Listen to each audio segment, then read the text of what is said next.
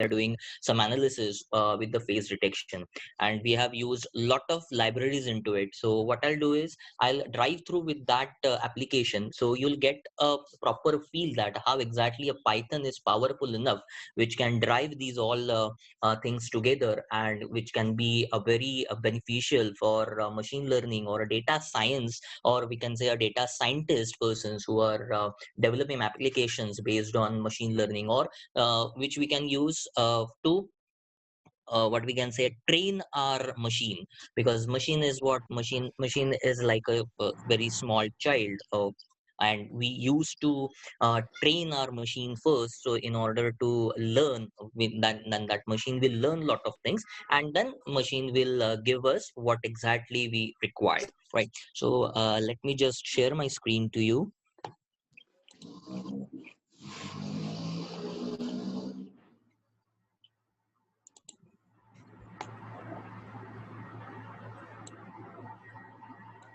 Okay, is my screen visible?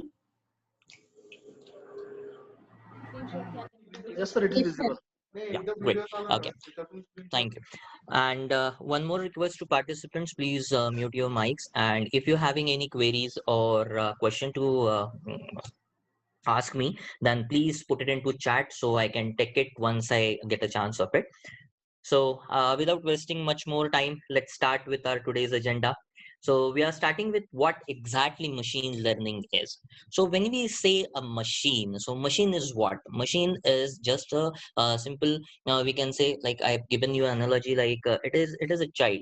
Like you can think with that perspective. If you want your machine to predict something, or I'm taking a very generalized way. If we talk about AI, and if we talk about what we can say a deep learning, or then we are having neural networking, then pre-processing tasks, and all those things. But very basic, if we think about all these things are on a very top level, that once you give a particular field, like you're using one of the AI based, or that is not actually the AI, you can tell me whether it is AI or not, the voice assistant softwares you are getting. So all these voice assistants, like you are having Cortana in your Windows, then you are having Google voice assistant or Google assistant in your Android phones. If you are using Apple, then Siri is there, and there are so many chatting bots are available, which are taking your input, processing it, and giving you some kind of what we can say, not the output, but some kind of solution to your problem, or whatever the problem statement you are throwing to that machine, and machine is analyzing it, and then predicting something, and then applying its own mechanical brain on it, and it is what it is processing it very firmly, depending upon what task it is been asked to, and how exactly it needs to be traveled and all, right? So once we are talking about that, yeah, okay. So once we are talking about that, we need to teach that machine. So it is like a small child. When that child, if you can think about your own child, when that child learn how to walk, how to talk, how to recognize the things, right? So at that time, if you can see in that child's eyes, a lot of curiosity is there, right? But we cannot see that curiosity in the machine. But what we can do is we can train our machine in that way. So machine learning is nothing but to train your machine in a such a way that machine can understand its surrounding, and machine can understand its environment. And after understanding that environment, machine can employ that understanding, and can adopt various things. And when you throw a question, or when you ask something to that machine, then that machine tries to analyze with the different ways. Like if we are talking about voice assistant, then what usually voice assistants are doing, they are taking your voice as a feed, then converting it into text, and after that text is passed to the text formation engine, and then that engine is analyzing on it, and then the query is created. If you are thinking about when you are asking my I'm having a Siri, so if I'm asking Siri, hey Siri, play a song for me, so is this a command you are giving to a Siri, or it is just expression you are giving to a Siri? So what, according to you, what exactly it is? It is just expression towards that voice assistant, or it is a command? Yeah. Anyone trying to give that answer?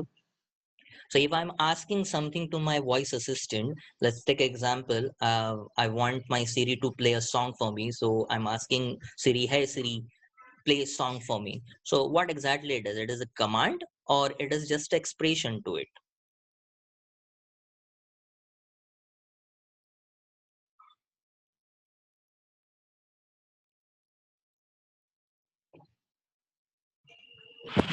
It Is is all can command. hear me? No? Yes. Please go ahead.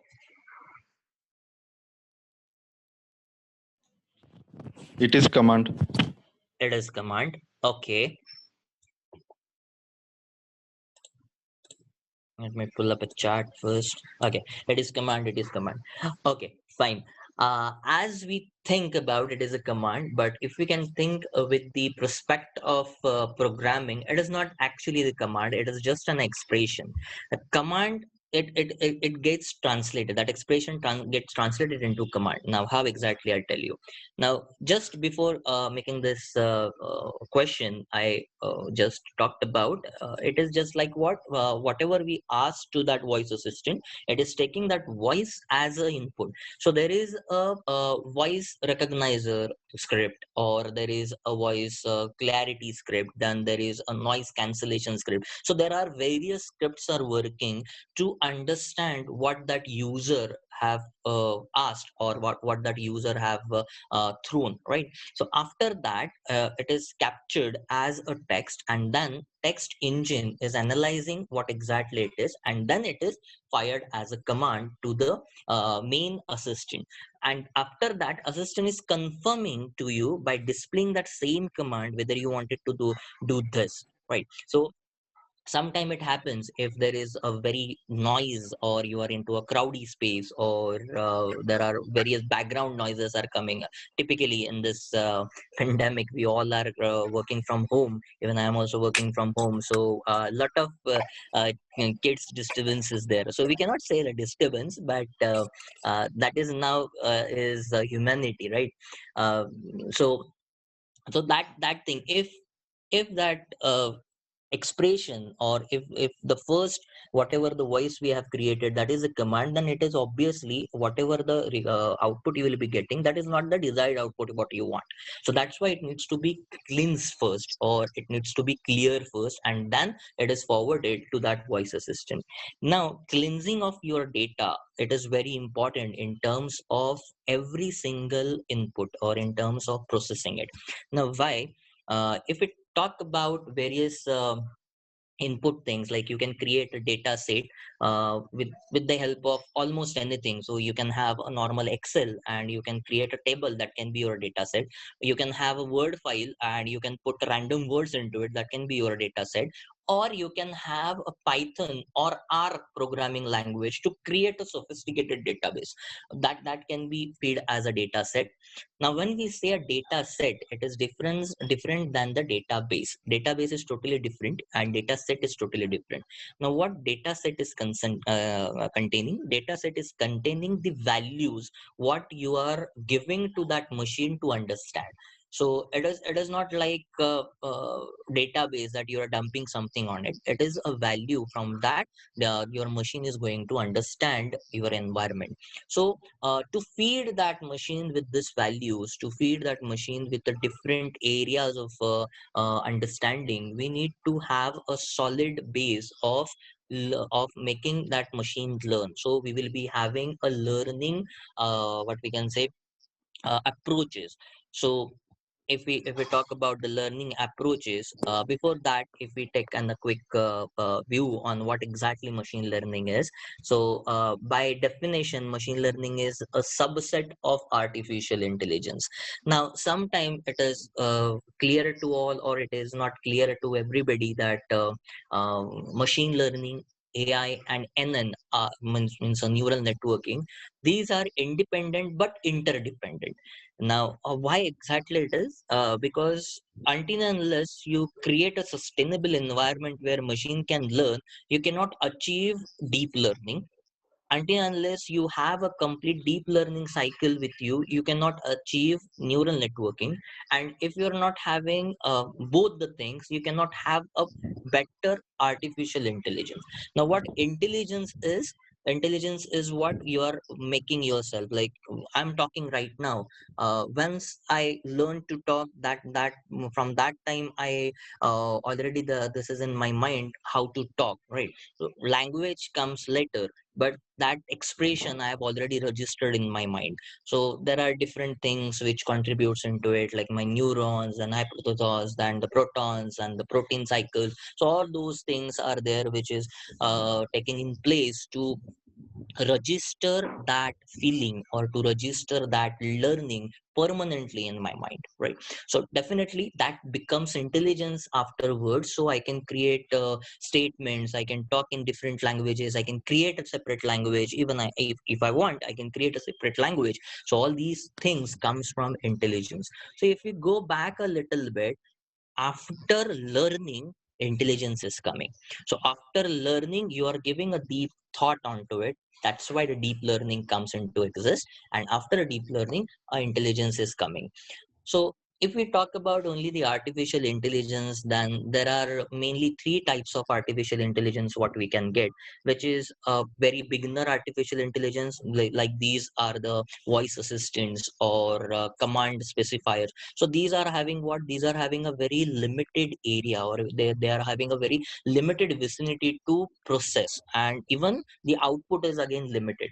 So if I ask Siri to sing a song for me, definitely two things will happen. Until unless I have what we can say optimized that programming. Still, Apple have optimized it. Even all the voice assistant programmers have optimized it. So even if you are having Siri or if you are having Google, then you can try it right now. So if you can ask that assistant, please sing a song for me. Some assistants, based on their input or based on their training, what they have did on the data set, they pull up some YouTube videos for you, or they can pull up some audio messages which are already there in your mobile, or with the typically example with the Siri will start singing a particular poem, maybe a bedtime story or something, but that is not in a very what we can say song type of thing. That Siri is just reading it out. But still, depending upon your command or depending upon your expression, that area of serving or prediction, it is not doing any prediction. What it is doing, it is just doing the text transformation. It is taking your input, converting into text. That text is again converted into command. Means in a simple language, it is a question which is going to be asked to the processor. Then there is a text editor processor which is processing that query, and if that query matches with the data set what it is having, then the final output will be displayed or will be played. So that kind of intelligence we are getting, that is a beginner intelligence. Then there is a narrow intelligence we can talk about. So narrow intelligence is more than the beginner one, but again it is having a very limited periphery to work. Like for example, if you are having smart devices like your smart TV, smart remote control, your smart mobile phone, so all these are what? These are also having some kind of intelligence in it, but it is again limited. Then there is a super intelligence, or that super intelligence, or we can say not actually the super intelligence. Between that also a moderate level or advanced level intelligence is there, where we can give some complex tasks to machine, and depending upon the various criteria that machine is pre-processing, or whatever the pre-processed data it is having, or that machine is giving a deep thought, processing it, like we will be doing the image processing thing, or if we talk about artificial intelligence or machine learning in different areas. Because nowadays what happens is only one technology cannot make any difference. That technology needs to be integrated with some other technology.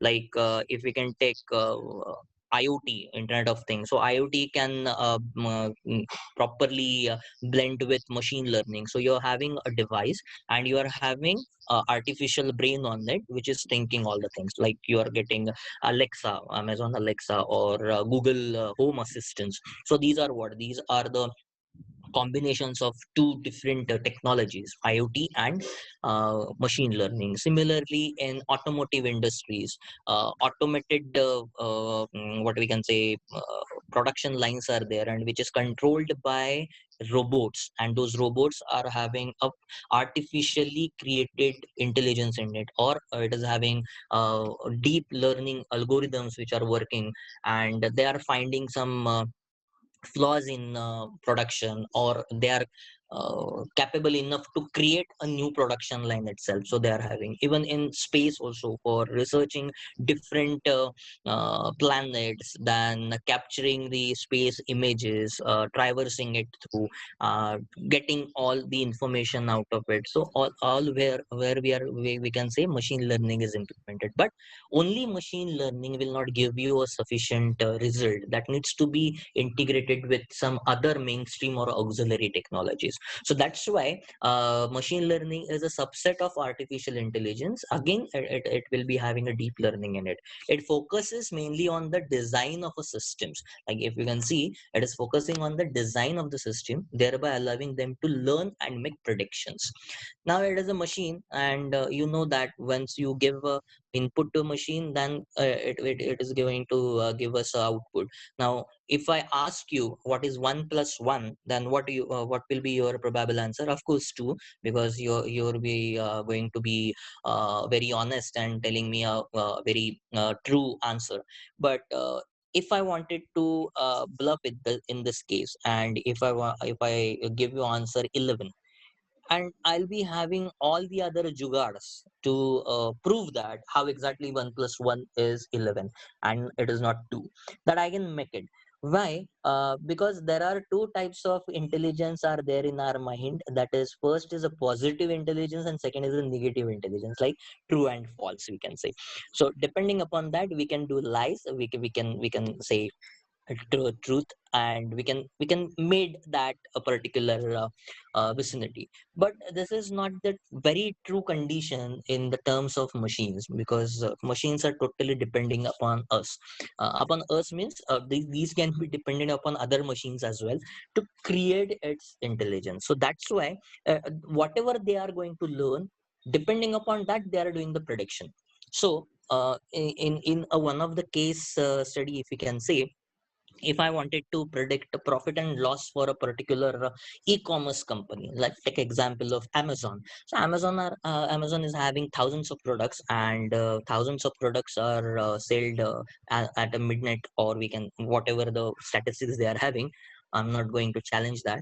But if we can take the review sheet of it, so they are having thousands of products, they are having hundreds of brands which are offering different products, that they are having different categories where the different products are offered. Or maybe some in some cases there will be a one brand which is offering 10 or 15 types of products in different categories, and in that also they are having some another what we can say categories to give a subcategory products.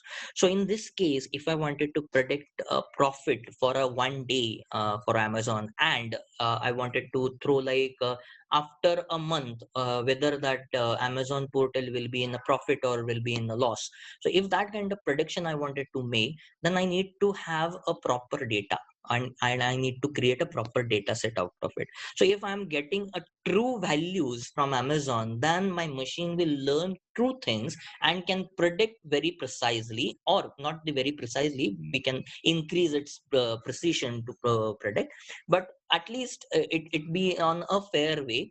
And if that data set is tampered somehow, or it is having a false entries, or it is having a null entries, or the zeros, and if that particular data which is furnished to us, it is not a proper, or it is not in a very good shape, then what will happen is my machine or my algorithm what I have created, or whatever the software I have created, uh, that faulty data will get feeded, and because of that my machine learns faulty data, and when it predicts something, definitely it is not on the precise prediction. So maybe uh, in a real time Amazon makes a profit of some $1 million, but in our machine it is showing a loss, or sometime it is predicting much more profit than what it is anticipated, right? So it is totally depending upon how you are training your data, right? Or training your machine in this case. So the prediction based of some experiences, like it is saying, it is based on the some experiences which is in data in case of machines. Trial version. So if we talk about similar thing, there is a biggest confusion, as I have already talked about that confusion. Like Trial version. okay. If we talk about various things, like some says that AI is different, machine learning is different, and deep learning is different. So here is a quick overview of it. So what exactly artificial intelligence is a technique which enables machine to mimic human behavior, right? So it is what machine is mimicking human behavior. So to mimic human behavior, that machine needs to understand something. So there is a machine learning which comes into a picture. So once we talk about artificial intelligence, it is not always about the hardware what you are talking about. It can be a software. So this can go both the direction. If you want that particular hardware needs to be a self-explanatory, or it needs to be autonomous one, and it needs to talk, or it needs to do the things without human interventions, like your smart mobility vehicles or the smart mobility area, where the e-vans are created, or we can say a Tesla in this example. Then Tesla cars are having a super intelligence, not the super but the artificial intelligence. If we talk about super, then it is a very what we can say on the biggest level, where you need not to talk anything to machine will do everything for you. And then there is a debating which is going on whether we require androids with us or not, because super intelligence is what we are creating a robot which is something around 80% like a human, but having a much more capacity to process the data, because it is a machine and machine can retrieve it very fast. Humans cannot retrieve it. Are you remembering what happens on the this day at your when you were on for 2 or 3 years old, and what happens on this day at this what we can say on this scenario? No, it is not. We are not able to recall it, but definitely there are different things to do, because that feeling is already registered. But it is very easy in the case of machines can go back into a history or archive files and can retrieve that information in no time for you. So it is like those machines are humanoids or androids, we can say, which can take place of humans. If the humans are not there, then we could use these machines. So those are the super intelligence we are talking about. But we yet to approach to that stage, or we humans are on the artificial intelligence stage till now, and there we are proceeding on to it. But still, if we wanted to mimic a human behavior, so we need to learn more things, or that machine needs to learn more things. That's why machine learning is a subset of AI technique which uses a statistical methods to enable machine to improve with experience. Now here two things needs to be focused very well. First is the statistical methods, and second is improve with experience. Now, what does a statistical method means? In a very, very, very nutshell, it is a data set what you are providing. So as we taking it again and again, machine is a dump box where whatever you put into it, it will learn. So similarly, whatever the methods you are giving to the machine and throwing the data onto it, machine will learn out of it, and it gets improved with the experience. Means what? There is a type of learning called reinforcement learning, where machine is learning by its actions, whether that action is a positive action or it is a negative action. We'll come on to it in a bit, so don't worry about it. So in that learning, when machine hits with something positive or negative, machine learns out of it. So it is what? It is improving its knowledge by experiencing a lot of different things and the exposure what we are having. Finally, when we are having everything, then the deep learning comes into a picture, which is a subset of machine learning, which makes the computation of multi-layer neural network feasible. Means what? if that machine is packed with variety of tasks, like for example, uh, multitasking. If we take an example, like whatever the multitasking we are having in our CPUs, and if we wanted to have much more than that, so we need to put neural networking and we need to put deep thoughts into it. So neural networking when comes into a picture when um, researchers thinks about the intelligence, and the intelligence comes from a brain, and actually neurons are there, which are creating this feeling. So definitely programmable neurons or the neuron programs are created for feeding these kind of what we can say feelings. Now why I'm using this word feeling, because for a machine there is nothing of feeling but only the one and zeros. So that one and zeros becomes a feeling for that machine, right? So they're feeding that with this and making it more sustainable in the case of learning.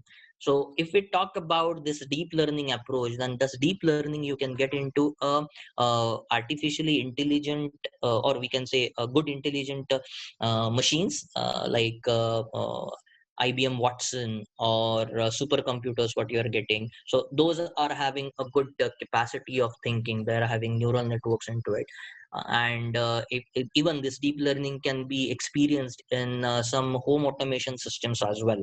So that is the main part. But if you can see here, artificial intelligence, machine learning, and deep learning, if you can see with its functionality, with its behavior, and with its output, these three things are totally different, but these three things are totally interdependent.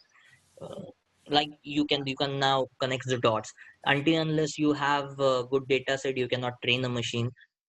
If you're not training a machine, then you cannot achieve flexibility of experiencing that is the deep learning. Once you are having deep learning machine, and then only you can get the artificial intelligence. Because again, what artificial intelligence is improvising your knowledge, and once that improvised knowledge is on the test, then the intelligence comes out of it, right? So that is the main thing, right? Are we clear till this point? Am I going too fast? Is my pace is okay?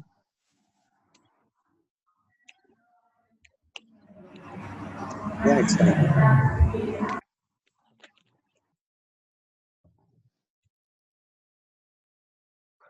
So if we can talk about how exactly machine learning is working, then we need to create three things. First is a data set. Then that a data set means the most important part, which will going to be fed. Then second is training data and testing data, and depending upon that we need to create a model. Now what exactly training data and test data is? Now there are different approaches to give this data set to your machine or machine learning model, or maybe in a simple way we can say that self thinkable program, right? Okay, we will take it with that. So in that self thinkable program or self executable by thinkable program, intelligent program, uh, now there is a training and test type of a data set. Now whatever we are giving as an input, that will take as a training. And like we when we teach to our students, we take test to take the understanding whether that student have understood this or not, or we through some questions towards them. So similarly, that test data is again through to that machine to analyze whether that machine have understood that whatever the data is provided to machine or not. So that is a training and test. So there are two types of methods to do it. One is there will be a single data set. In that, training part will be splitted and testing part will be splitted. So that is split and run type of approach, where I'll be having, let take an example. In that data set I'm having 100 entries. So 100 entries of different recipes, food recipes. vegetarian, non-vegetarian. Then there are categories like vegetarian, non-vegetarian, under vegetarian specifically with green vegetables, specifically with the red vegetables, specifically with the roots. In non-vegetarian, then you will be having different types of meat, eggs or fish or something, and depending upon that, oily, non-oily. So there are different categories and subcategories are there. So depending upon that, I'm having 100 entries. Take example, I'm having 100 entries in that data set. I'm putting that data set to that machine for learning. So what I'll be doing is I'll be splitting it into some ratio, like I'll be splitting into 80-20. So 80% of that data set means merely 80 entries will go as a training data set, so that machine will understand, okay, these things means recipes. Okay, in that recipes I'm having vegetarian recipe and non-vegetarian recipe. So by if I go with the vegetarian, then I'm having green, then I'm having red type of things, then I'm having oily, non-oily. Okay, I learned this thing. Now I'm putting on to a second category, that is a non-vegetarian. I have learned these things also. So this is thing what that machine will learn out of that 80%. And whatever the rest 20% is, when machine says, okay, I've completed with the learning task, now give me a particular task to predict something. So that time, instead of providing a real-time statement, that this test data is provided to test actually whether the machine have understood the condition or not. And that is the split and test kind of approach. But in my observation, I'm not challenging of any research. In my observation, what will happen in some time, after some combinations when you do, that same data is going for a training, and that same data is going for the test. So if we see the efficiency of the prediction or the accuracy of prediction, that is somewhat what we can say halted, or we can say that that is not that is that accurate. Why?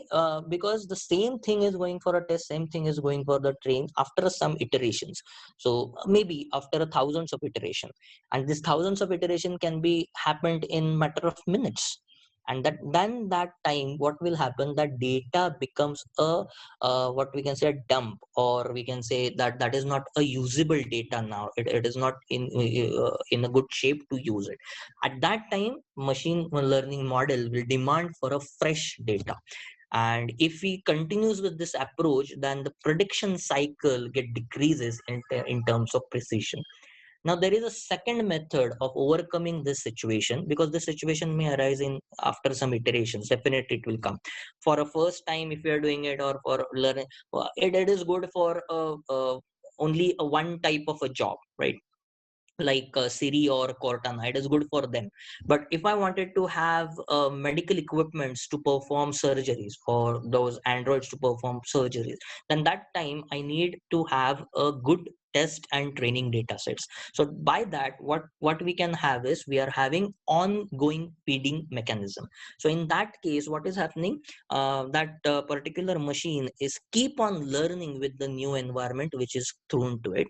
And then it is analyzing that new environment with the help of past environment what it is having in its data set.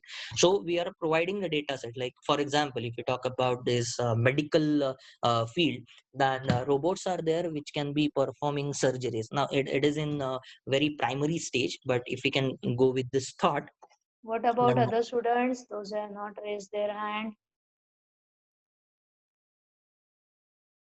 sorry.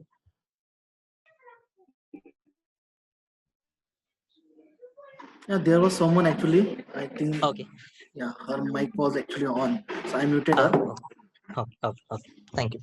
So, if we look with this type of learning, then what will happen is that model will get trained with the latest facts. So, if we take an example of medical fields, and which is the research which is going on, and if we can see that if I wanted to create a robot which can analyze patients' body structure and can determine at which organs some failure is there, or maybe in accident case or in a trauma case, what kind of damages that body is sustained, or that damage that body is having, or basically this can be in a very useful scenario when there is any emergency, or when there is a planned surgery, then we need to check for the affected part and we wanted to operate on it. So in this case, if we go with the split kind of a mechanism, then what will happen is after some iteration, that machine is not able to determine with the accuracy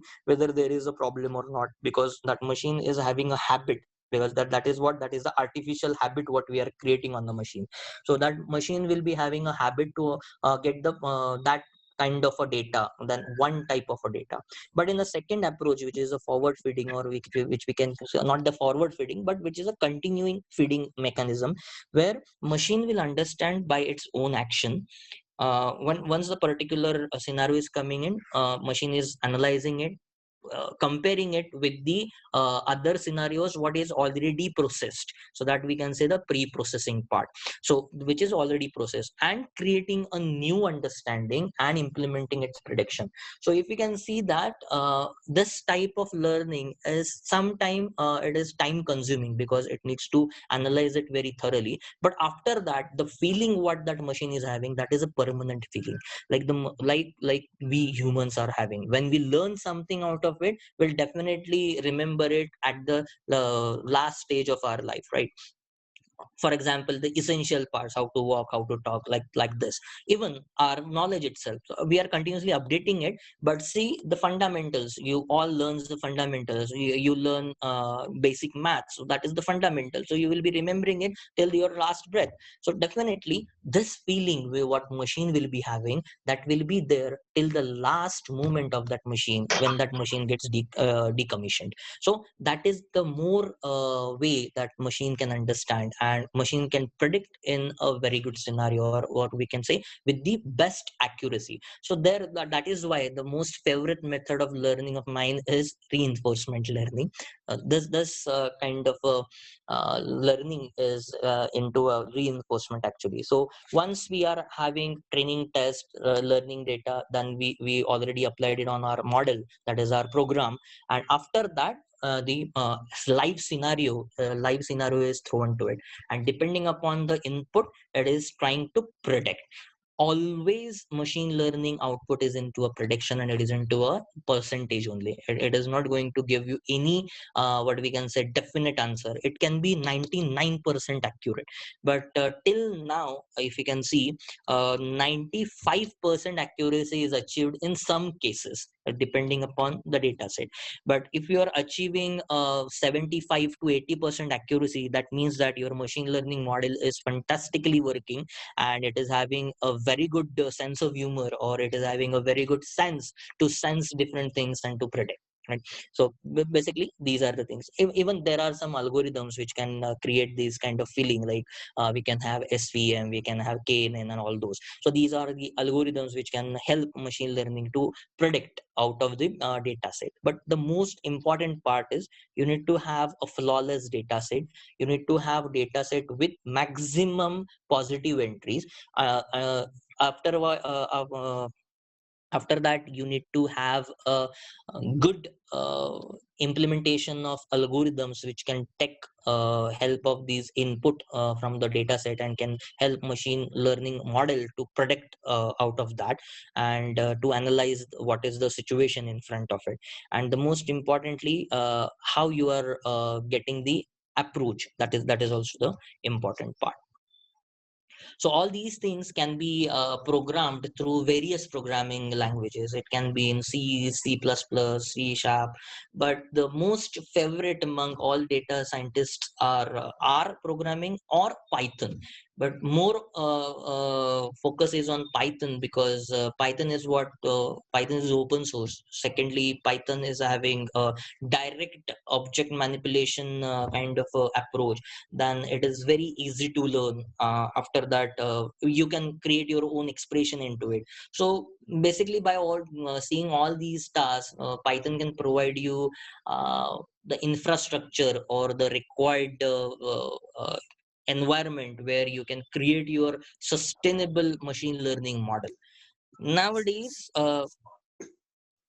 study, or we can say development in machine learning is gone very well, and automated system creators are actually created. So if you don't know how to program a machine learning model, don't worry about it. There are tools available which is taking your just input, like what you wanted to perform. You wanted to do sorting task, you wanted to do face detection, you wanted to alter something, you wanted to do what, just give that thought to it, and depending upon the programming, it will create a learning model for you. Like for example, AWS is giving a machine learning model called SageMaker. So that SageMaker is creating sustainable model, creating a model based on your approach. So you need to give it as an approach, like what type of data you wanted to process, and then it will create a machine learning model for you. You need not to code anything on it, just you need to feel all the blank boxes what it is asking, just that's it.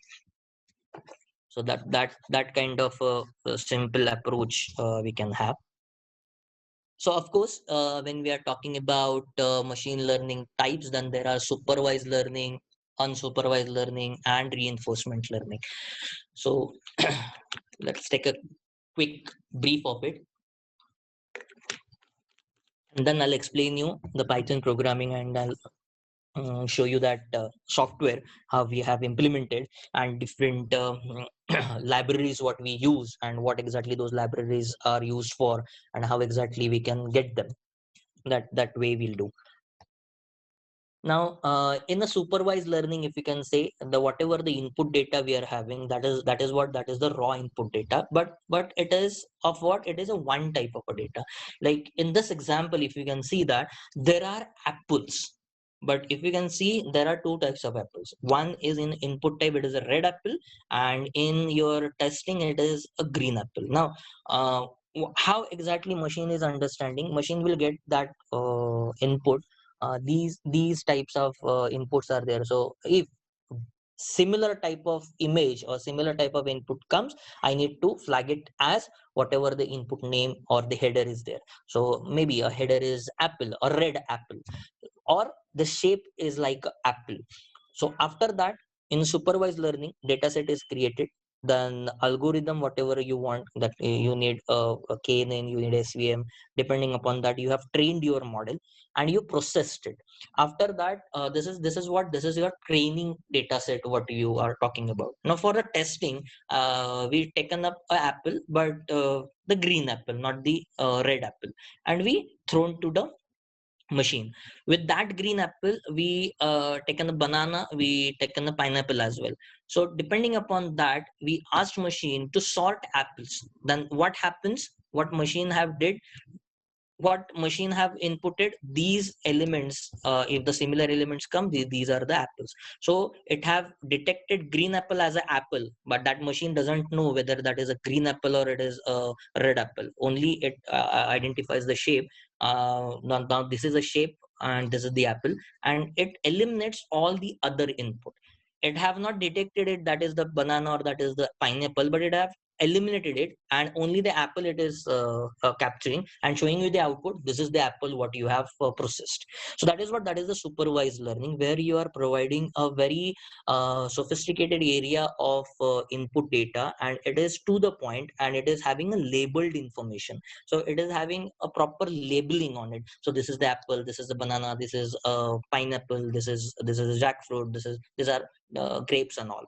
So depending upon that, machine is learning. Now here, if you can observe what machine is doing and what a human will do. So if you put a fruit katori towards a human, then what human will do? Okay, this is the apple, and human will tell, okay, these are the banana, these are the pineapple, because these things human have already understood or already learned. Now for the machine, these three things are altogether foreign things, or these are the aliens for a machine. So machine is completely eliminating that input and only recognizing and storing an input which is similar to the training data. So that is what the supervised learning is doing. After that, we will be having unsupervised learning. So again, this is also the second example of supervised learning, that you can have a similar kind of images, but having a different motions, right? So we are having duck, we are having rabbits. right? So if you can see that these are the favorite child's favorites, kids favorite cartoons from the Cartoon Network. So if you can see what machine is doing, machine is understanding, okay, this is the structure which looks like a duck. So it is categorizing all the structure, all the same structure into a one category duck. It is again classifying it into not duck or not a duck category. So once we through a problem, like you can see over here, uh, so this cartoon character is not here into a data set. So we have provided that cartoon character, though machine have detected it depending upon its sign. It is having a nose, it is having that funny legs and everything. It is a duck. It is look like the what we I have into a training data. So it have categorized it as a duck, and that is your predictive model. And so what it have done, duck and not duck category it have created, eliminating all the other shapes which are not similar to the shape which is we are having into a training. And on the test data, or when a problem comes, or when the question comes, it is analyzing that question.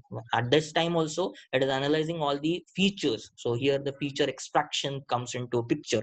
So feature extraction, like that object looks like a duck or not. So it is trying to capture all the features, like it is having a nose, it is having a broad eyes, it is having a fatty legs, it is having ferns, all those things, no matter what color it is having. But only it is depending upon the posture what it is having. And if the similar posture is matched with what I am having, it is categorized it as a, or it is predicted at it is as a duck, and other are not duck. So we can take this analogy and we can form our problem statement to classify or to culture categories into it. And once we are having different objects, but it is having a limitation towards it as well.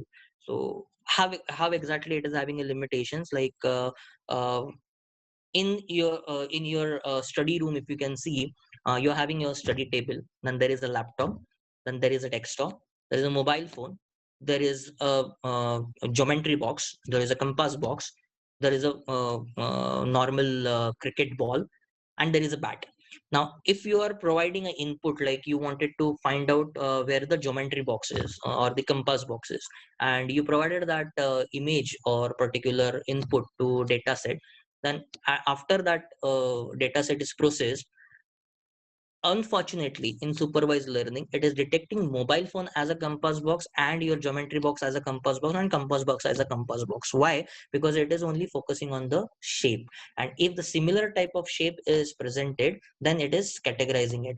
So we can overcome this problem with the help of different auxiliaries like the libraries and all, which can further classify whether the same shape is a compass box or it is a mobile phone.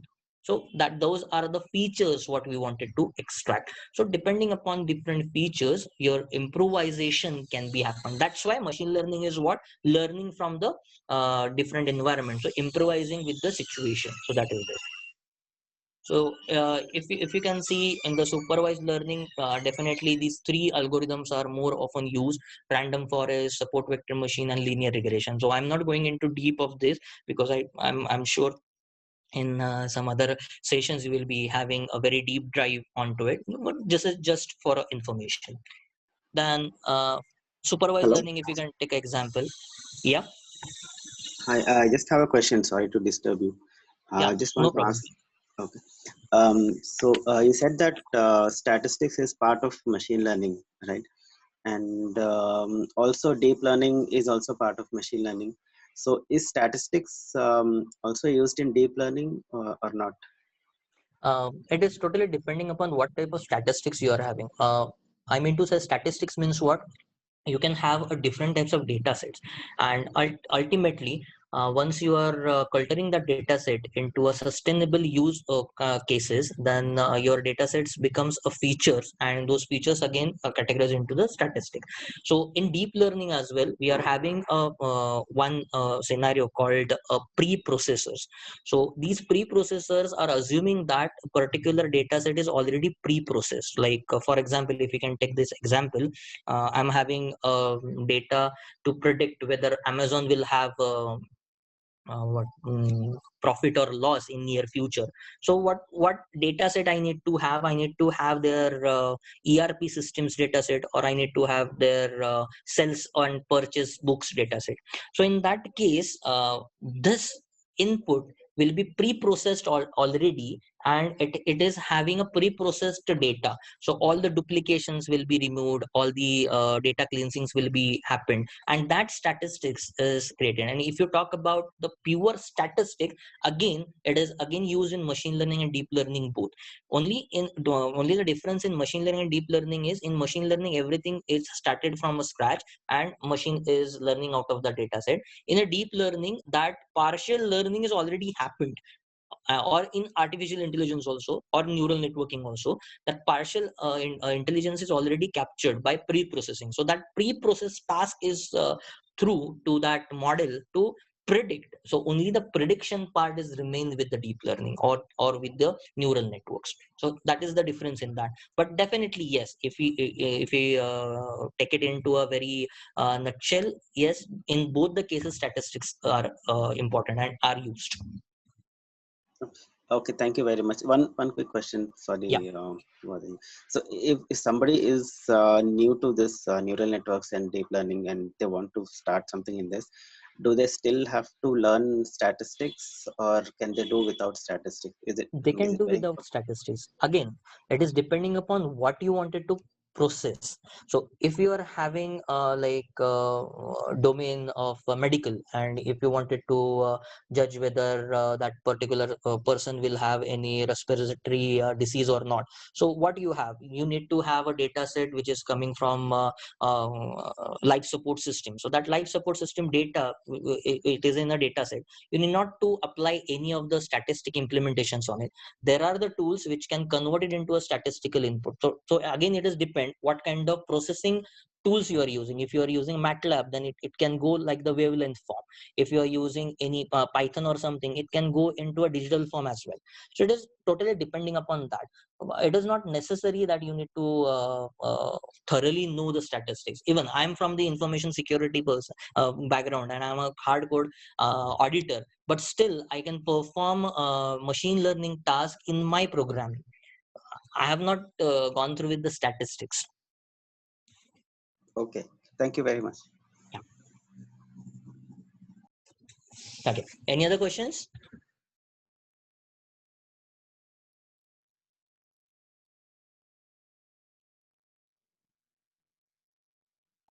No, nothing from my side. Okay, so if we talk about the supervised learning, then your voice assistants like Cortana or Siri or OK Google, these are what these are having on the supervised learning, but these are on the unsupervised learning platform as well. So let me take with that too. Even another example for supervised learning is your weather application. So now how I'm taking these examples, depending upon what type of data you are putting as an input. So these are the traditionally inputted data. Even sometime if you wanted to have fingerprint analysis, that fingerprint analysis is also a supervised learning because the data set is fixed. Even in prediction of credit worthiness of a credit card holder, like it is similar to the case study of predicting profit and loss with the e-commerce section. Like you can create a supervised learning model which can predict whether a particular applicant is eligible for getting a credit card or not, depending upon various criteria. Like you need to have credit bureau score above 720, you need to have a sustainable salary, you need to have if you are a self-employed, then all these things, whatever the bank rules are there, so depending upon those rules, so those rules are what, those are your testing conditions. Those are not your input data, those are your testing condition. And whatever the customer is going to provide you, it's their documents, so those are your input data, and you are testing that condition against that input data, and you are predicting whether this person is worthy enough to get a credit card or not. And this simple thing can be achieved without machine learning or artificial intelligence, by just doing a simple code. Like you can have it on any banking websites as of now to check EMIs and whatever the interest rate you will be having. So my question here is, is there is actually a need to do machine learning in just checking or the predicting the credit worthiness, or if it is yes, then why? Or what will be the triggering point you think like machine learning is important in this case? I think in a traditional way, we may not have all the required data to predict um, this creditworthiness. Whereas if you're using machine learning or deep learning, it will consider some things that we may not see as well and be able to predict properly. That's Yes, what I think. yes, that is also true. Anyone else? Also, it will take, I think, historical data into account. So if things keep changing, so it will adapt to that situation according to change in data. Yes, it can. uh, Even with that, if we can take, if we are having a large customer data set, so it is very difficult for a human to sit all together and cleanse all the data, then check everybody's credit worthiness, doing the what we can say inquiry into CIBIL score and doing that. So that task will be a very lengthy. And if you are applying for a credit card now, then probably you are getting your credit card approved or disapproved, whatever the status is, after 2 or 3 years, instead of having it in 2 or 3 hours. So machine learning algorithms here, they are taking a bulk input and checking it with the bulk approaches. So it is reducing time which is required for processing. Secondly, it is doing with the firm statement, so there is no bias conditions are applied. Like human can be biased, like okay fine, this person is not worthy enough, but I know this person, I can give him a loan or I can give her a loan. But machine never lies, or it sometime it uses to minimize the frauds in banking industries. But definitely for a quality input, not the input, for a quality prediction, if we used machine learning in this banking sector for various things, not only with the credit worthiness score, but for the various tasks, then we can have a very good prediction, and we can have a very good approach towards it. Similarly, with healthcare industry as well, we can have patient readmission rates, or we can say that a particular patient is in a year, how many times that the patient have admitted to hospital, for what kind of reasons, and what kind of diseases that patient was having, and in future what kind of disease that patient may have. So that kind of prediction, so this kind of prediction can helpful in insurance industry to whether to approve insurance claim to that person, or provide premium or at the same rate which is offered in the last year or not. Because that patient is frequently getting admitted to hospital, then there is a chance of loss towards insurance company. So there are different approaches with the different things. The retail, what we just talked about with the Amazon. We talked about, let's talk about the unsupervised learning. Only the difference here is, in unsupervised learning, input data will not have any label information. So it is a random input. So if you can see this fruit plate, then here we can have banana, mango, and apple. Now machine itself needs to analyze the shapes, and here in unsupervised learning, what machine will do, in its pre-processing task, machine is categorizing all all the shapes into one. So if a particular shape is look like the similar, it will be put it into an apple, it will be put it in mango, and it will be put it into a banana. And when a new input comes, then it will analyze it with the all the clusters what it is having, and if one of the cluster is matched, then it will find that match, and whatever the input name that creator of that model have given it to that classifier or to that sector, then it will be flashed over it. So for example, in our cartoon characters, then there are no label information like it is a duck or it is a rabbit or it is something else. But in unsupervised, what it will do, it will categorize duck into a one category, rabbit into one category, and that monster into a one category. Now after that, once a query fired, I wanted to see whether this inputted image is a duck image or whatever the coming onto those lenses, it is a what type of image it is, then it will simply go and check into its cluster. So clusterization has happened in unsupervised learning. Now again, in unsupervised learning, these are algorithms which are mainly focused on, but there are more algorithms, but these are widely used. And in unsupervised learning, if I wanted to check like in a joining party of my company, how many members were from IT team, how many members from web development team, then how many from like support staff and all.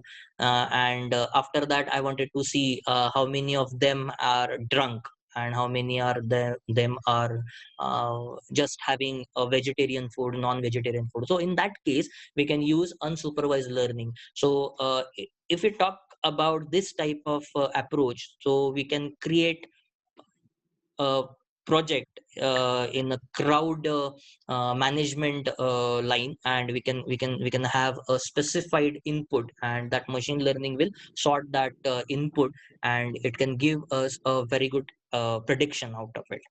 Similarly, if a machine wanted to predict whatever the game is going on, so for example football is going on, so if I lock onto one of the player and I wanted to predict what will be the future or what will be the near future action of that particular player, or what will be the strategy of that player, then unsupervised learning is very benefited in this case. Even with the banking industry customer behavior, whether to approve something. In healthcare industry, there are MRI datas. So the nowadays, yeah. So nowadays, because of this pandemic, a lot of small projects or bigger projects are out to detect COVID situations, post-COVID situations, health issues of the recovered patients, whether those patients are actually recovered or not, cell level communication, cell level prediction. So all these kind of thing can be provided to the machine algorithm, and it can be happened. So it is a one of the example of unsupervised learning, but it is more fitted into a reinforcement learning. So if we talk about the reinforcement learning, I just in the morning session, like 1 hour back, we talked about it is a continuous feeding method, like it is learning, that machine is learning out of its action. So I'm giving you an example, like this your model is your model is a agent, or we can take a very simple example. In your house, if there is a child like 6 or 7 months old, then that particularly that child is just learning to crawl or walk.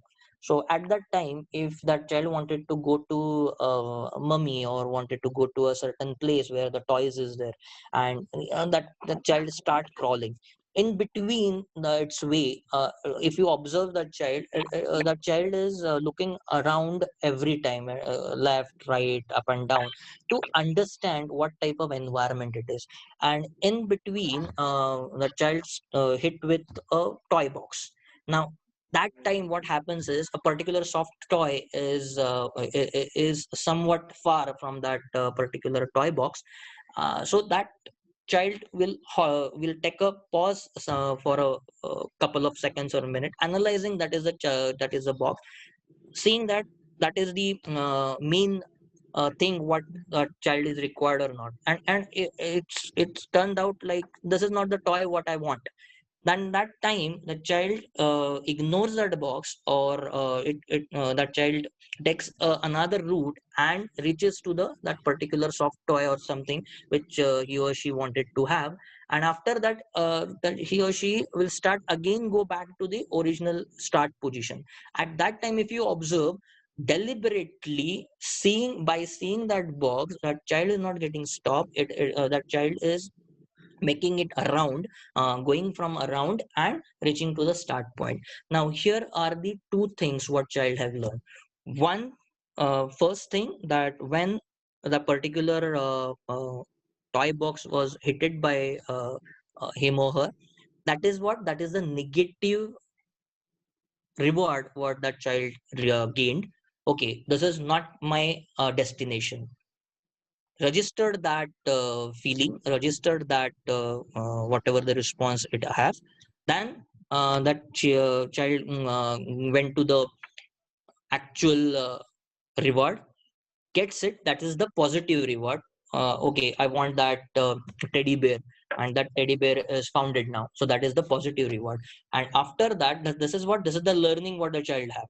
And after that, getting that particular toy, he or she is going on at the start point. That time, that child is avoiding that toy box. That is the intelligence what that child have gained from the reinforcement learning. By looking at the another environment, I need to avoid the situation, otherwise I'll get again stuck. So that is the again the super positive reward what I have gained, and that the feeling get registered permanently. So that's why supervised learning is very good in terms of machine learning. It takes a time to register feelings or register its gain, but it works in the both the cases. So once a continuous feed is coming on, then that time it is very beneficial. If we are using reinforcement learning, the prediction or the precision of prediction is much higher than the supervised or unsupervised, if we compare both the things, right? So are we clear till this point? Any doubt, any questions? Otherwise we'll move to the case study what I wanted to show you.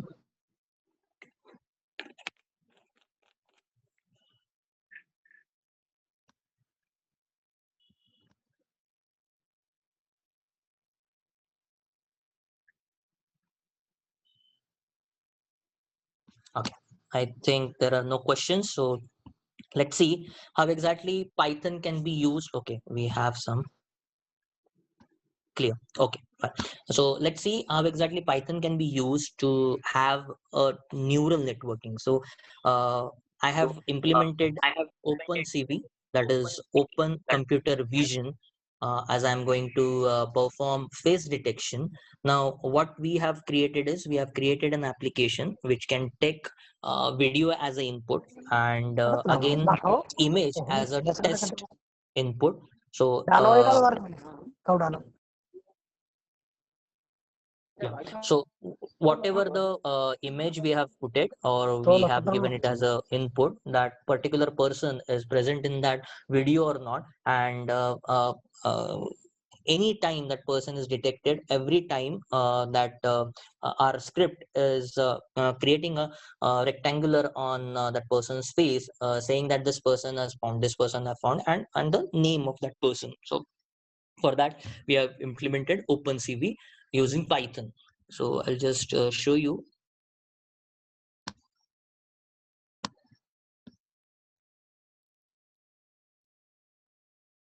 And for the web UI, we have used Django.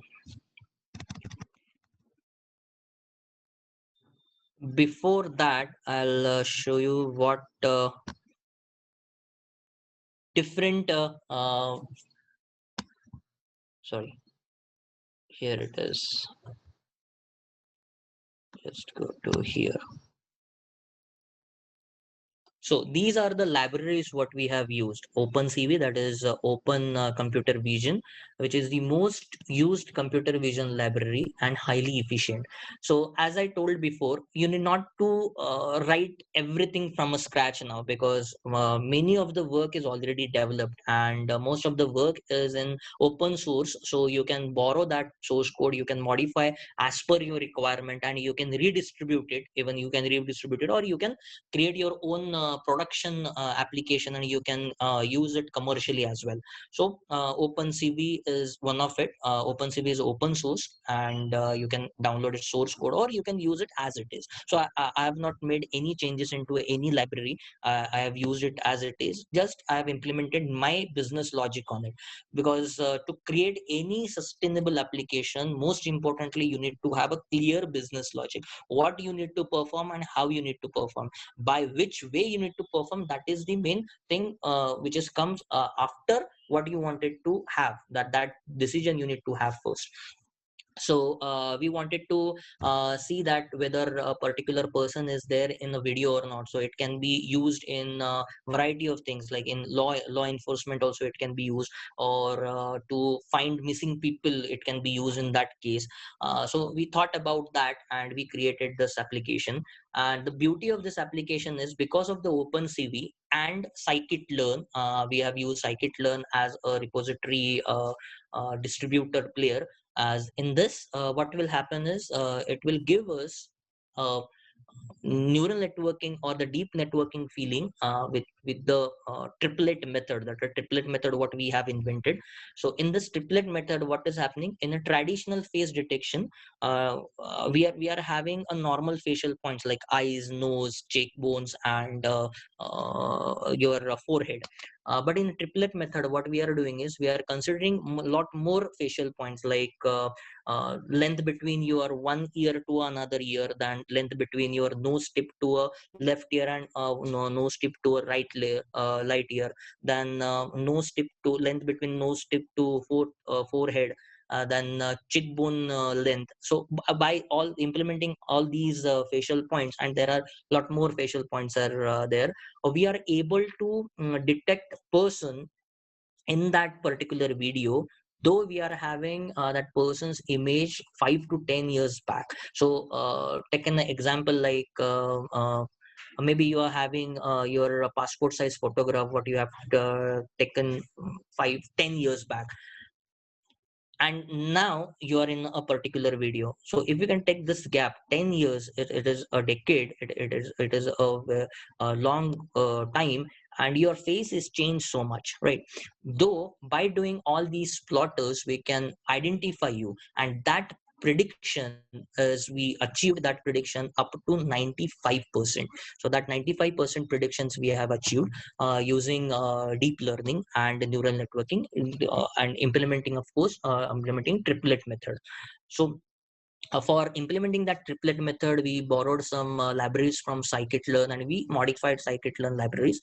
Scikit-learn is a very good repository where you can test your neural networking, deep learning, or machine learning skills.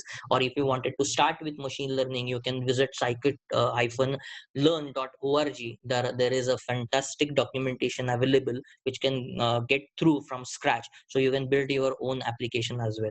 Then we used dlib, that is a distributed library, which includes a machine learning algorithm for face detection. So whatever the face detection methods are there, hygiene phase, distortion phase, then facial, what we can say, expression, all those things are already created. So we have not reinvented that wheel. So we borrowed that from dlib.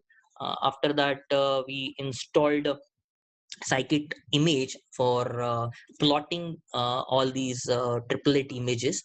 Then we use TensorFlow for creating our data set for different types of uh, facial points. So here we are not creating a data set of images, we are creating a data set of different types of facial points. Like there are thousands of different ways to calculate, not the ways actually, to see different calculations of forehead to nose tip length, or ear length, or cheekbone length. So we have implemented that into a TensorFlow, and we created a data set which can be used on the go. And now this application is having a fantastic approach. It can be integrated with live CCTV footage. So live CCTV footage can be taken as an input, and by providing the input image, we can trace that particular person. Also, we increased its capacity from one image to up to 100 image. So up to 100 image at the same time simultaneously it can search in a particular video. And if even we are making its experience more better to by adding 3 or 4 video stream at the same time and checking all these images into that. So maybe it happens like if we wanted to find out a missing child in a mall. Nowadays there is no much crowd in the mall, but still it used to. So in that case, what will happen if we provide that image to our application, and we provided live CCTV footage, we can spot that particular kid or particular person in the mall in matter of no minutes, depending upon your systems and what type of RAM, GPU, and CPU you are having.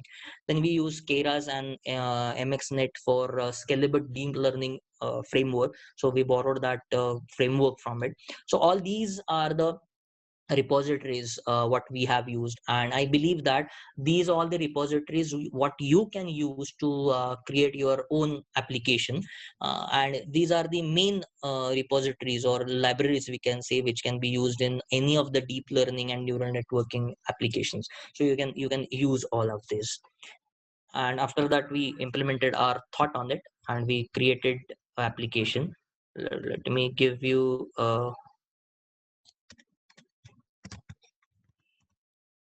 I'll just stop my presentation and I'll share my entire screen.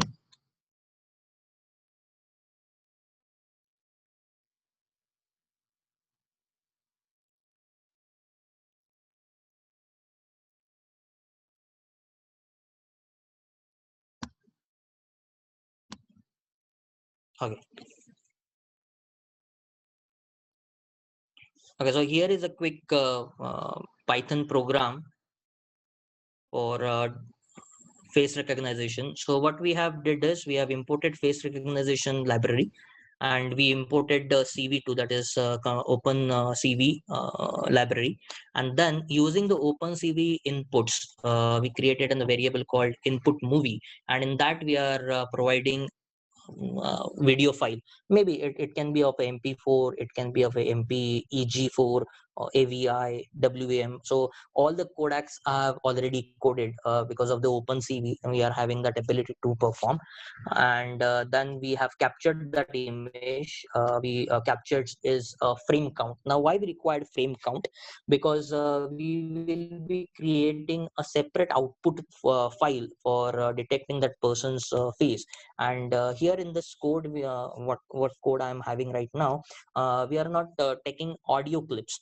Though the input video can be audio and video both.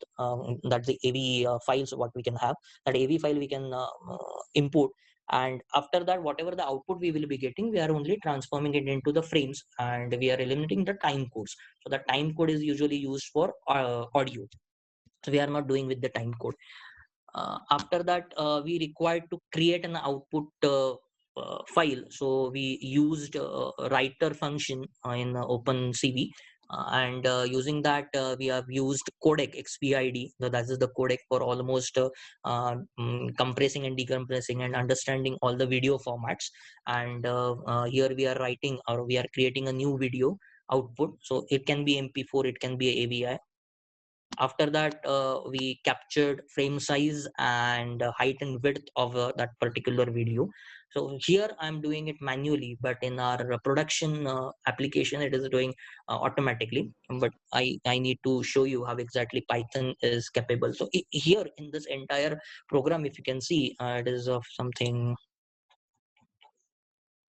almost 93 lines. And if we ignore the spaces, then 70 or 60 70 line of a code. So in this 60 50 line of a code, if you can see, I've not made much declaration or much what we can say construction or constructor or something. So instead of that, what I have created is I have created a statement. So this is what Python is all about. So Python is that powerful enough. So similarly here in this, I'm loading a image. So for this demonstration, what I'll be doing, I'll be taking a trailer from Badai Ho, and I'll try to find out Anshuman Khurana's face in that entire particular trailer.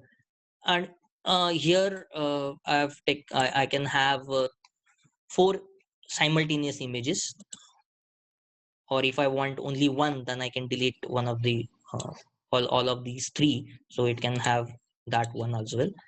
After that, if that faces are known, so this is the input cycle what we are going. Here we are not providing any training or testing. The training and testing we already created. That data set we already created using TensorFlow, so that data set is already provided when we uploaded OpenCV or when we imported OpenCV onto it. So on this phase, what it is doing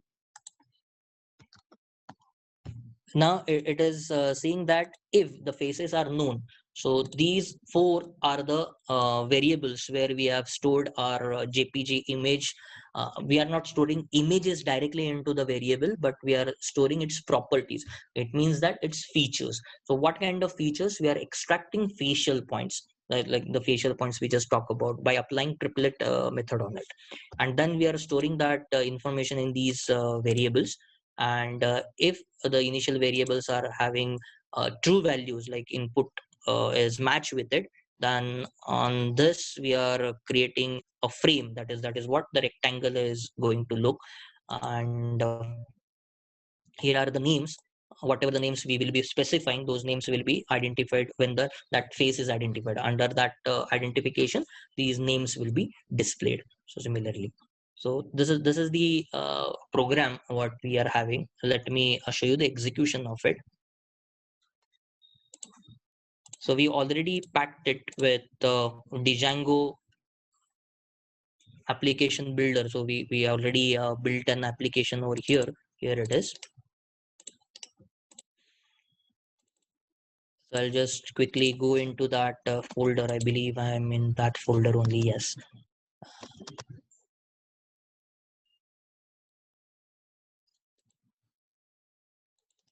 So I need to run the server. So here is the command for doing it. So the Django is specifically used for creating a GUI and hosting it on a local host or the local server. What it will be creating. So Django will be creating a one of the link hosted on my loopback address.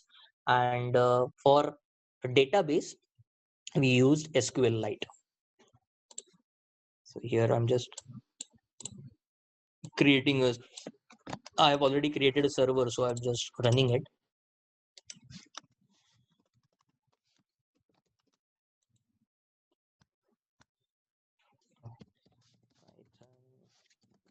Manage py run server.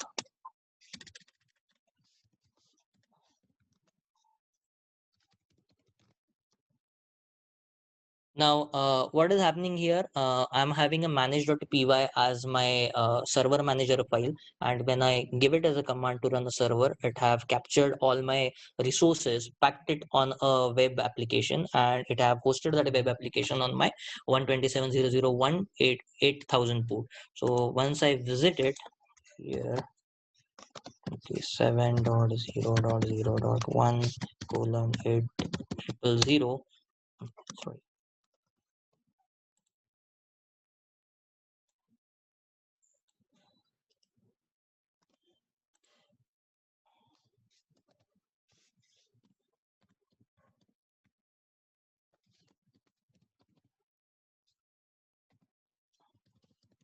Login. Now this is the application login. I have already created my user, so I'll just go into this.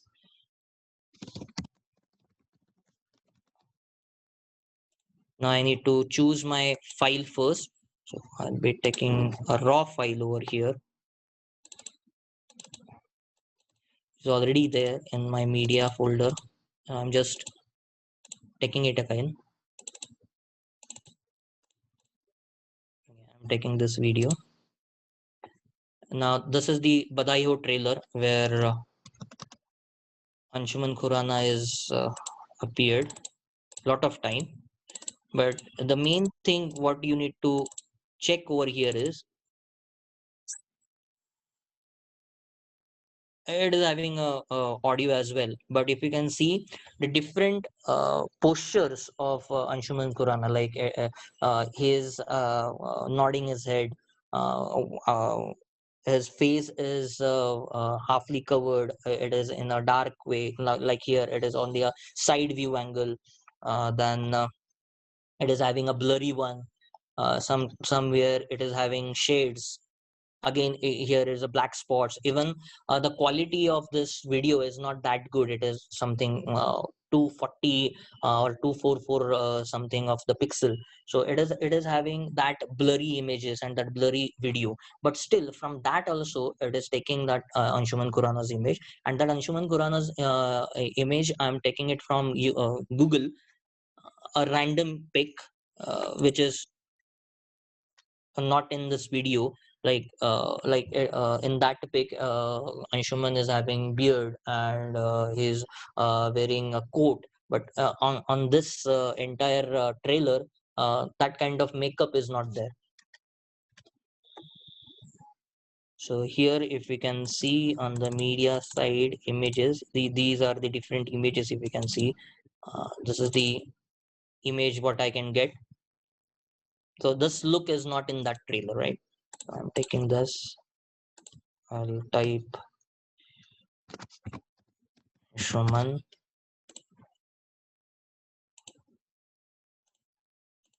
I'm taking this. This is the image.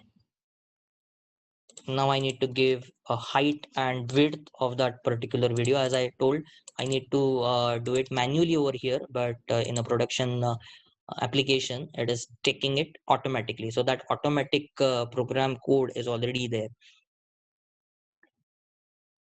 So here in details, I can see it is a 25 frames per second.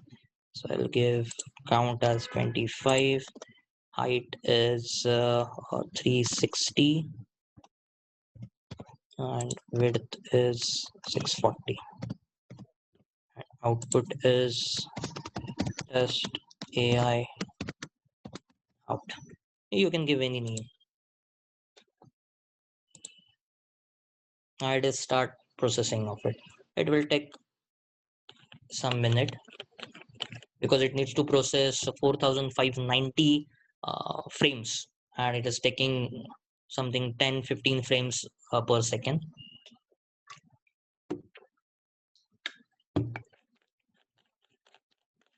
And the most important part over here is you need not to wait till the processing is finished. It is ready to plug in type of a function. So if you can see at the output, not here, if you can see on this output, you can see this output is already created. I can run it and I can see whether it is having any. So till this frame it have captured. So we need to wait a bit more. Maybe on 250 or 300 frames, Anshuman is appeared.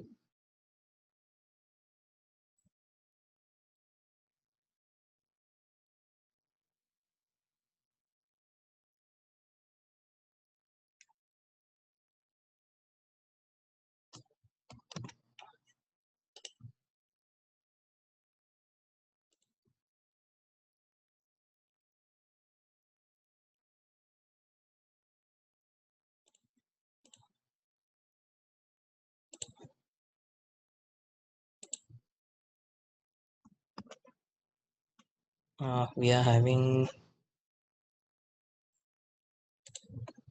Oh, I cannot see chat.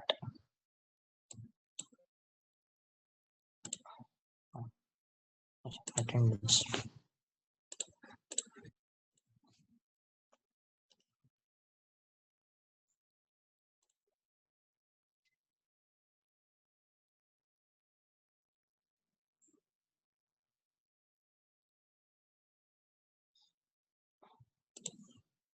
Now, if you can see over at the output, we have not taken audio, but we can take it. We can check for its morphing as well.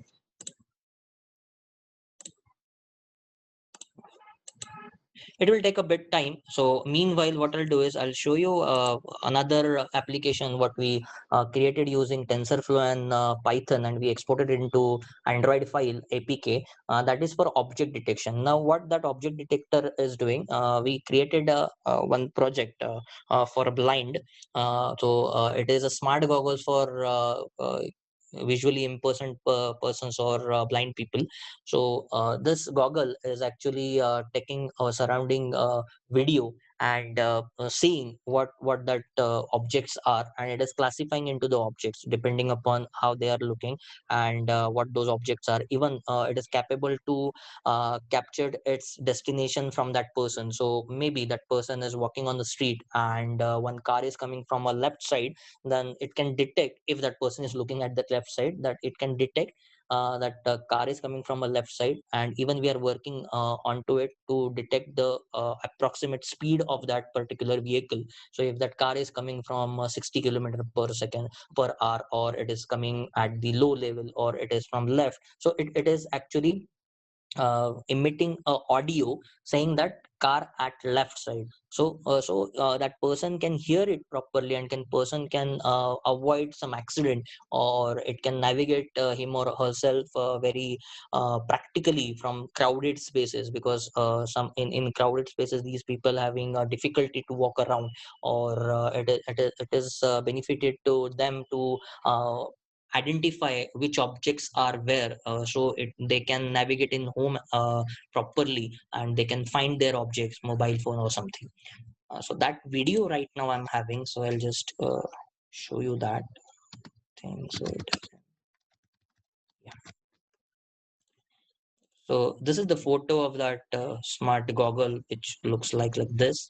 We implemented the ESP32 camera module, and we are having ultrasonic sensor to detect distance, as we use ultrasonic sound waves. So those distance are almost accurate, 98% accurate distance. In proximity sensors we lag around, and this is the final output. So this file is now getting installed on Android phone, and once a file is opened, then you can see your, so this is a very crowdy uh, home, and now you can see it is detecting the objects properly. Like there is a fridge, there is a bottle. So it is again depending upon what type of data set we are providing. So we provided a very limited images to that data set, so that's why it is taking a very healthy objects only, like the refrigerator, books. So it is detecting this box as a shape of books, because that is the limitation what we are having. So later on we increase its accuracy, but still it is detecting properly. Even it is detecting these are the briefcases, though those briefcases are not properly seen in the light of machine, for machine or for the camera lens. It is not detectable. We can understand it, okay, these are the briefcases, because I know those are the briefcases. For you, you might not knowing that these are the briefcases, or maybe that is some object covered with some cloth, but still it is analyzing it. It is having a fridge, then it is having a small bottle at that side, it is checking it.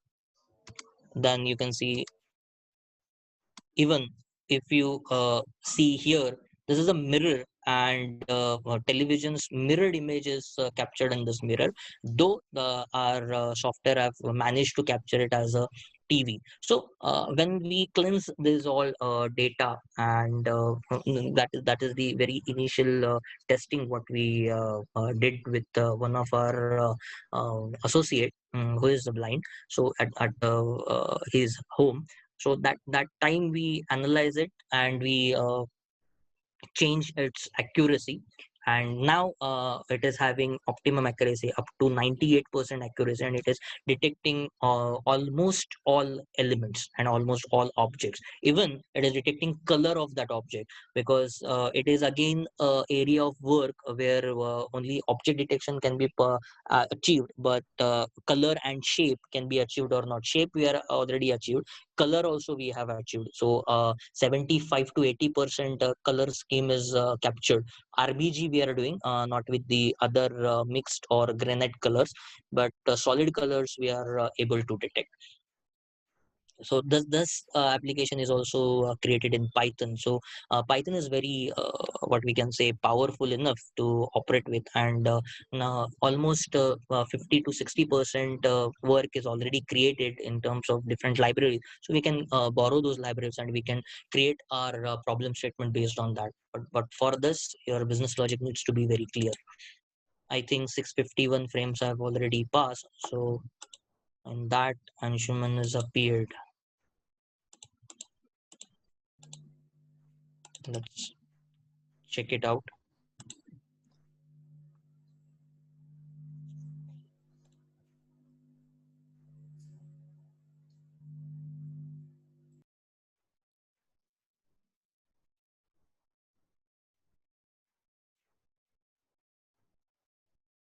See, now here it is properly captured. If I play this frame from here, here you can see. So based on the different facial angles also it is detecting. Sometime it is keeping some angles, but again it is based on what type of data or the data set we are providing to it, right? So this is the power of Python, what we can see. I think this is for the day. If you are having any questions, we are open for question and answers.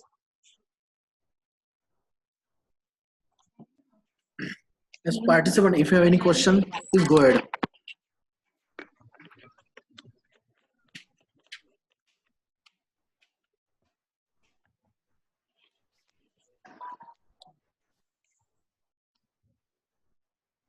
Question in the chat window we already taken.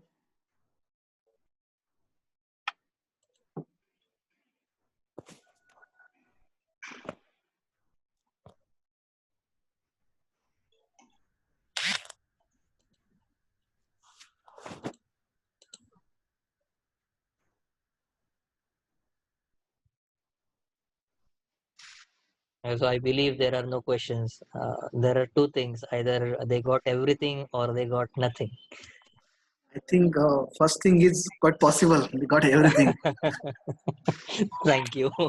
Yeah, actually, Krishnakant, like actually he raised the hand. I think he has some question. Okay. Yeah, you can unmute yourself and can speak or write in the chat. Yeah.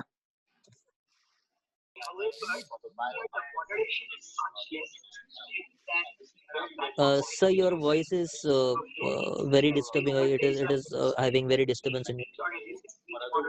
I'm making others mute. So Yeah, please.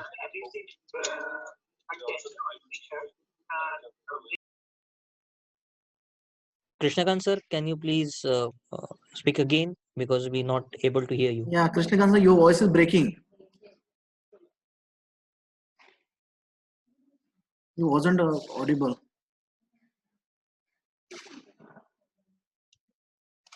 Or else you can put your question in chat window also. It's also okay, no issue. Okay, Yeah, sure. Please type.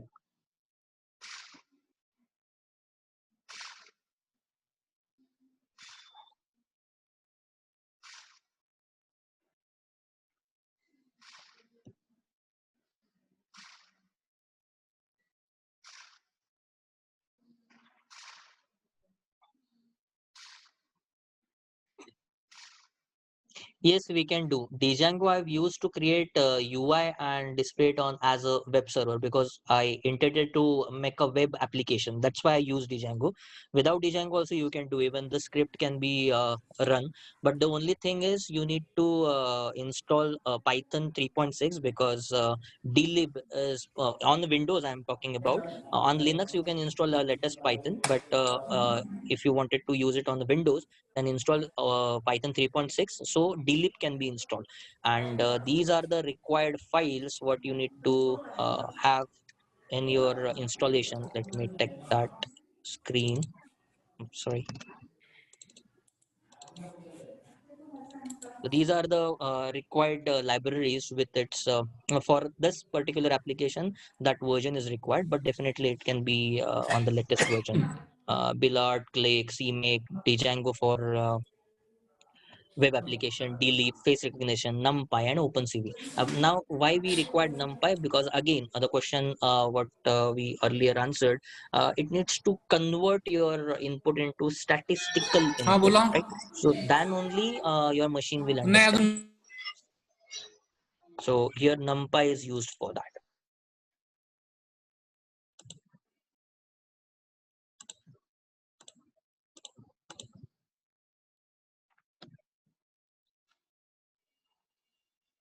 Yes. Any other Yes. question, participant?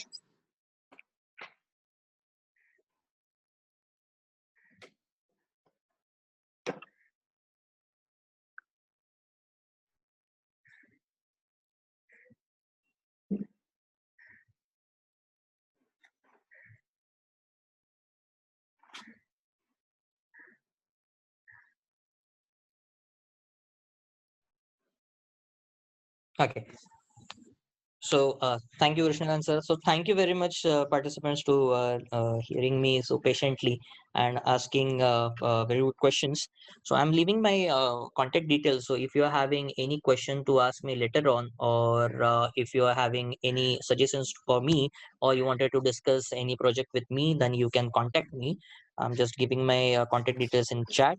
You can call me on 7620 953455, or you can email me on ematambe@gmail.com, or even you can WhatsApp me on 703001299. So the last number is for WhatsApp only. Amey sir, let me give the vote of thanks for this session. Yes, sure. I hope I am Prabodh Nimad. It's my privilege to propose a vote of thanks. I am behalf of the Department of Computer Engineers. Thanks to Amey sir for sparing time for the very informative session, and I hope all participants learned and enjoyed a lot. Even I could connect to it, and the last program was the cherry on the cake. So I could implement this project in anywhere, like in cameras or CCTV camera, or for the particular person I can uh, look for. And thank you all participants for making this session successful and interactive by your contribution. So hereby I declare session is over. Thank you, Amey sir. Thank you, sir. Yeah, and all participant inauguration function is there at 12:30. So please do join the session by Dr. Aditya Abhankar sir. Thank you, Amey sir, once again for the very informative session. Thank you, sir. Thank you, participants. Bye bye.